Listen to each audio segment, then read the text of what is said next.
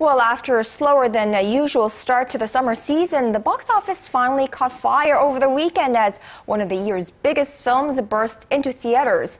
Transformers: Age of Extinction, the fourth installment in the hugely popular Hollywood franchise, seemed so dominant that no major films were released leading up to its debut, and few dare to go up against it until at least mid-July. But even in the blockbuster season, there are some alternatives for film fans that are not in the mood for high-octane cinema, and plenty of other films will be hitting theaters, albeit on fewer screens, at the Puchon International Film Festival, which takes place in July, announced its program last week.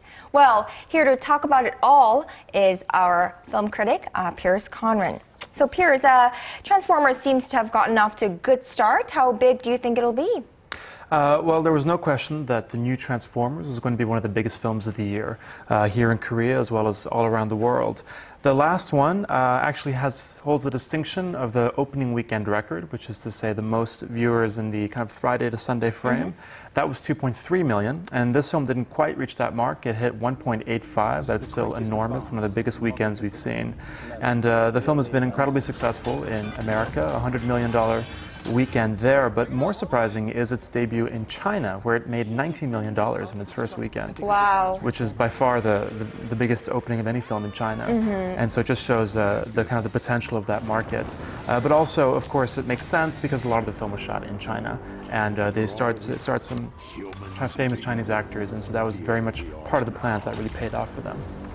So what is different in this latest robot extravaganza?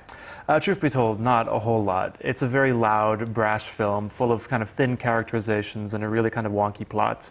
Lots of very big explosions, you know, ludicrous set pieces, and you can kind of hear from my tone how I feel about the film. Yes.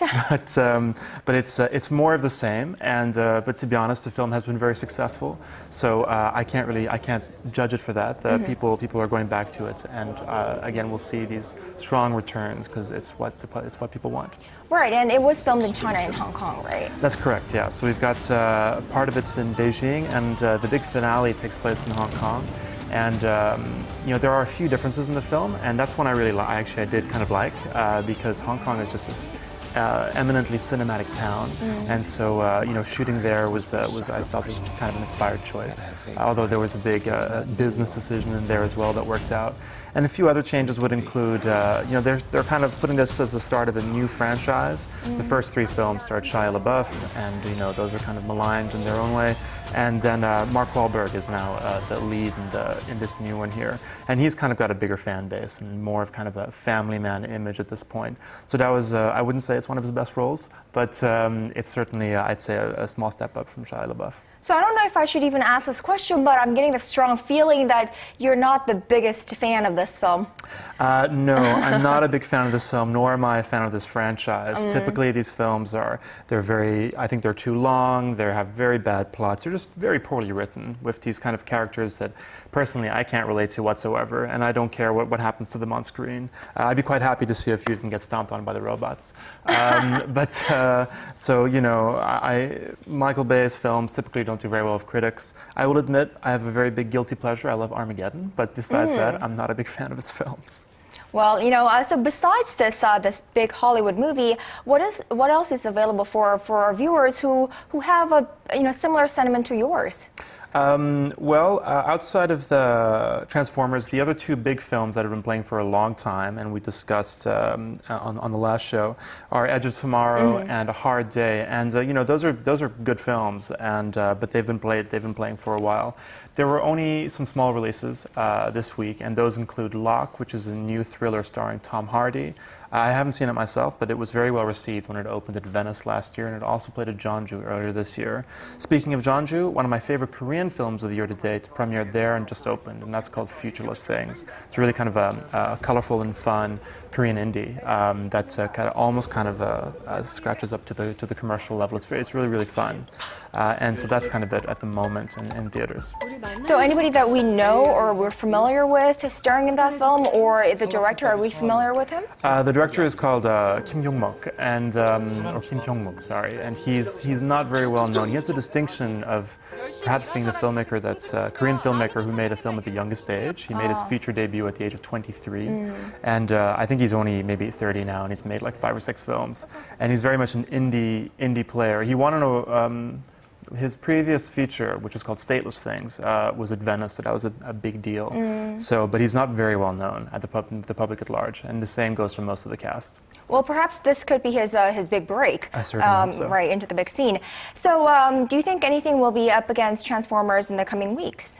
Well, I mean, it's going to have a huge advantage. After such a big weekend, I think it'll maintain the edge. It seems like there's some kind of franchise fatigue has set in. People are maybe sick of seeing the same thing over and over again, but it's still doing really well. Next week we have The Divine Move of Jung Woo-sung, which is a very colorful, stylish thriller. Jung Woo-sung's films always do very well, so this could kind of, I don't think it'll come first in this coming week, but it will certainly put up a challenge.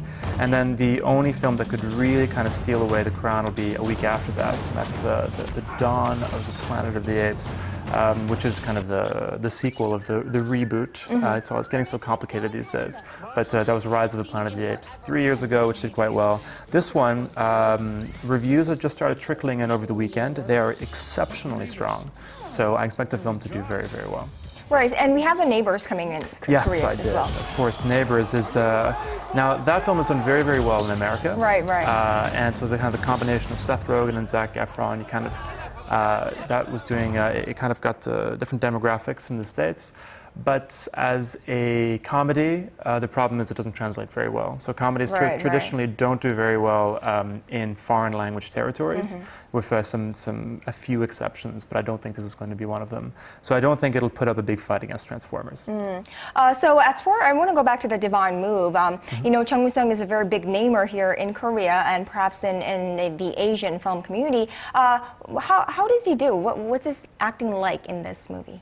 Jung Woo-sung is a big star, and he's always a watchable presence on screen. And of course, he's been popular since the 90s films he made, like Beat or City of the Rising Sun. And here, you know, he's playing off his persona, so he doesn't have to talk all that much. It's just kind of to look cool, take off his shirt a few times, do his usual thing. And you know, as much as I do like him, he's not as charismatic as some other people in the cast, which is why they made the wise choice of having kind of a fairly broad cast around him. Some very strong actors, like of course the veteran star An Sung-ki, you know, a legend of the Korean cinema scene, and then you know people like Kim Yung-won, who I'm a big fan of, and so it works with him part of an ensemble, although still the lead of it, but not too much weight is put on his shoulders, which I think is probably a wise decision. So besides these blockbusters, is there anything else that film fans could look forward to? Well, one of my favorite events of the year, in fact, my favorite film event of the year is next month, and that is the Puchon International Fantastic Film Festival, or PFAN for short. And so that is, these fantastic film festivals it's a name we use for genre film festivals, and this is the biggest one in Asia. And I'm a huge fan. It's going into its 18th edition this year, and so what you'll see is a lot of genre films there. You'll see kind of fantasy films and thrillers and crime films and horror films, and it's a really fun event. They always program great films from all around the world. They have lots of different sideshow events, like an open air stuff. It's like cosplay events and lots of things going on, and it's a really fun and friendly atmosphere. And every year I go for the whole 10 days, and I have a blast.